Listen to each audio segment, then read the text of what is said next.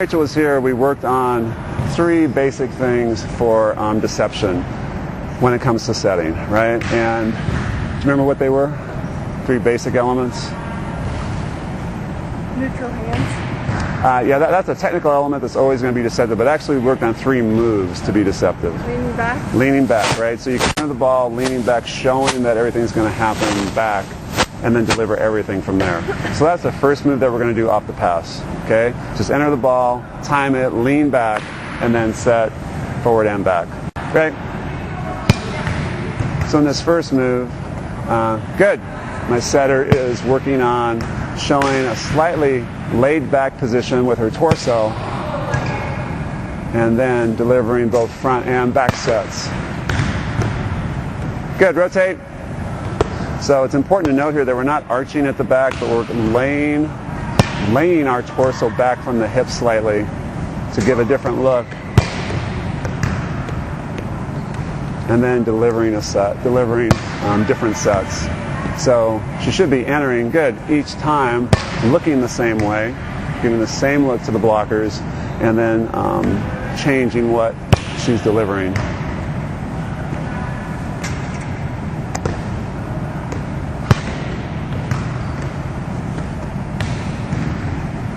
So here's a way that setters can stay on the ground and still be deceptive with what they're doing, with the kind of look that they're giving to the block.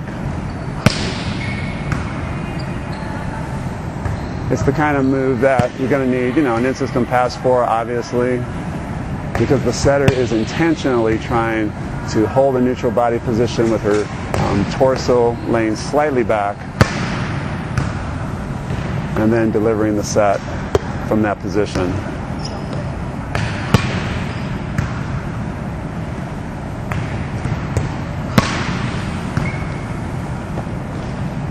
And the athletic challenge here is to, very good. The athletic challenge here is the setter's actually trying to be deceptive, and then she still has to be accurate. What was another move? The falling jump set, and what was the third one? The third one was where you wait even longer. What is that? Wait. And do what? Spin into it. Quickly, right? So why don't you demo that first, okay? And so in this one, the next move that we're going to do is where the setter is going to keep her back to the net, keep her back to the blockers as long as possible, and then put a really quick jump spin move into the set. So the blockers have very little time to read what she's going to do here. Good. Rotate. So you see that? You wait as long as you can and then go get it as high as you can. Okay. So the rhythm of it's a little different. Okay. The rhythm of it's much quicker because you wait so long. Okay?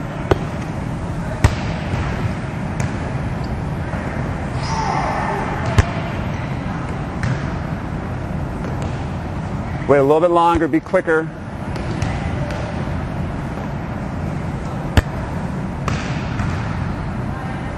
That was a good one. So the big athletic challenge here is because the setter is waiting so long to jump and then rotate, they're going to lose some accuracy on the ball. Same move.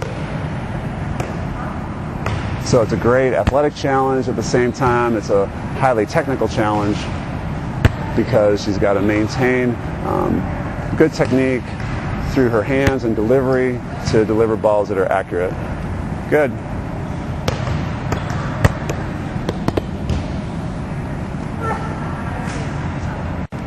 The next deceptive move is the following set, right? So in this one, the timing's totally different. Instead of waiting as long as you can and then showing the set as late as possible, you're going to jump up earlier than a normal jump set. So you can actually be on your way down with the ball and then deliver the set. When do we use this move? A lot of times you'll use it as a front row setter, in the 5-1. You're max jumping to attack, right, to dump the ball. So you've done that already, so now you're going up with the same kind of move like you're jumping up to dump it, but you've watched the pass, so you're going early. Block doesn't know that, right? And now, instead of going up and attacking, now you're falling, so's the ball, and now you deliver a set. A lot of times you can really disrupt blockers like that when you're a front row setter. If you're a back row setter, it still works, I think, right? Because it disrupts the timing of the block. If you've been doing this really fast spin jump set into the ball, and now all of a sudden you go with that kind of speed, but it's earlier in the flight of the ball, and now you're going to touch the ball at a much later point, that can just really, really junk up blockers' timings, what they're looking at, what they're expecting, you know. So another move to be deceptive. Nice. Very good. Nice. Good, Rachel. So we have 3 different looks that we can give blockers. And good call. To me, these moves are just like hitters hitting a shot. Outside hitter hits a line shot, not because that's the only shot she has, but because it's a good shot. Players on teams have to try and stop her line shot. Once they make adjustments to stop her line shot, then she can hit a cross-court shot. And now the team has to adjust to her cross-court shot. And she hits the ball deep. Teams have to defend that. They have to get back to play her deep. And then she throws in a tip, making the players play her deep and play her shallow. So here, just like a hitter would use different shots, setters can use different, what we call shows.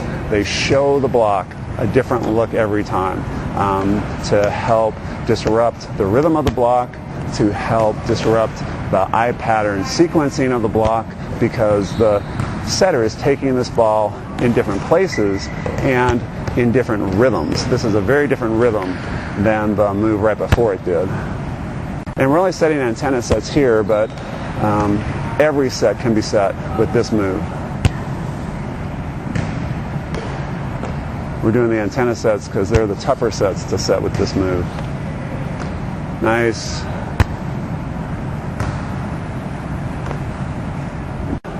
Three different moves, 3 different looks or shows we can give to the block, right? Now, come in and use one of the 3 moves. The next ball you receive, use a different move, okay? We're going to set 4 front sets. Got to give a different show each time. And then 4 back sets with a different show each time. What was the first one again? What was the first one? Yeah. I don't know. What was the first one? Oh, lean. Okay, I got it. Remember, when we lean back, it's important that we don't arch back, but we actually take our torso, we take our hips, put our hips a little bit forward so that our back angle is created by our hip position. It isn't because we like arch our back, because that's way too much strain on the back, right? So you just kind of like think about you're laying yourself back as you enter the ball. You're not arching back. Does that make sense? Yeah? Okay. 4 front, 4 back.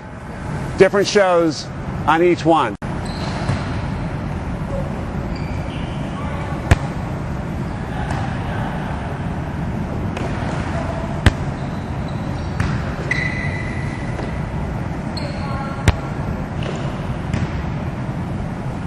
Good. So here we got the setters trying to mix up the different shows that they're going to give to the block.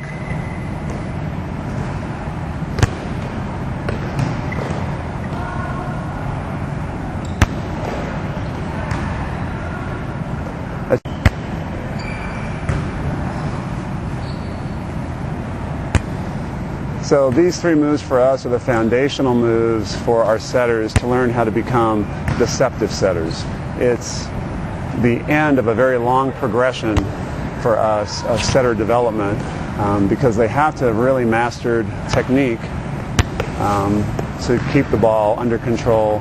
They have to have mastered the flight of the different sets. They have to have mastered the tempo of different sets before we try and get them to be deceptive and fool the block. So there's a lot of development, a lot of time that goes into this before setters can actually successfully be deceptive. Now I want you to mix up whether it's front or back, and I want you to give different shows. So you could set 2 back, 1, you can mix up the order that you're doing it in, and you give different looks each time. How many? 8 total. Okay?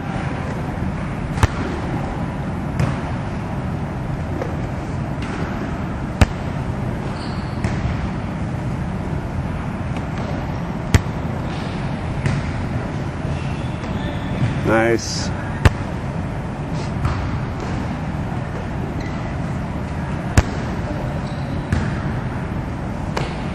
Good. Nice.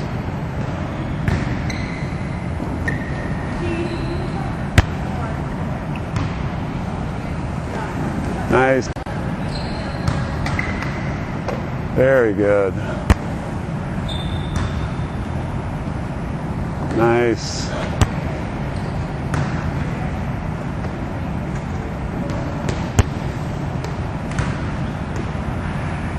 Nice.